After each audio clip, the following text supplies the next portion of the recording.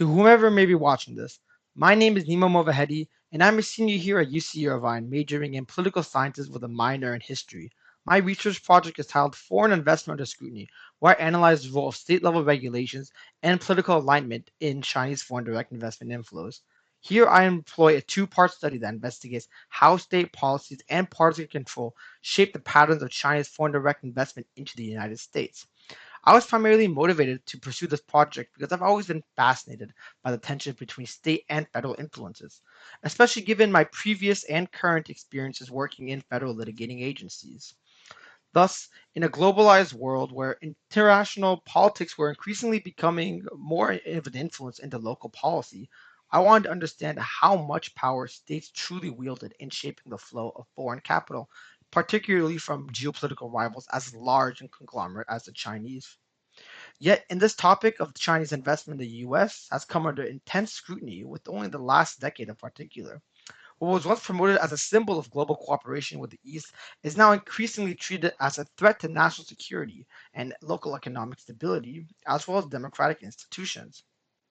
Headlines about surveillance fears, industry acquisitions, and alleged espionage have sparked waves upon waves of state level legislation targeting Chinese investment. Yet, there have been few academic studies that have actually looked at the role of individual US states in regulating and receiving that investment. That is where my research steps in. I took a mixed method approach where I examined two key hypotheses. First, that states with stricter regulations receive less Chinese FDI per capita.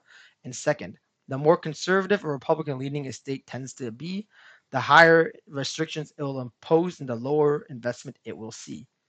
Through my tests, I found that my results were backed by both these hypotheses. States with stricter rules tended to receive less Chinese investment, and the more conservative states generally had tougher regulations.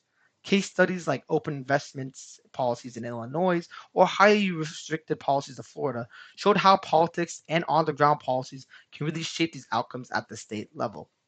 Now, I truly believe as a California resident that this research matters because it brings deep clarity to polarized issues, an issue which has been based on fear narratives, misinformation, and partisan assumptions, where this research can offer a grounded and data driven understanding of how international tensions truly play out here on the home field.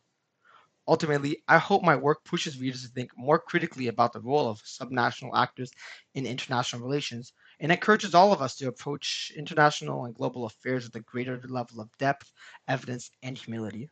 Thank you very much for listening, and I hope you have a great rest of your day.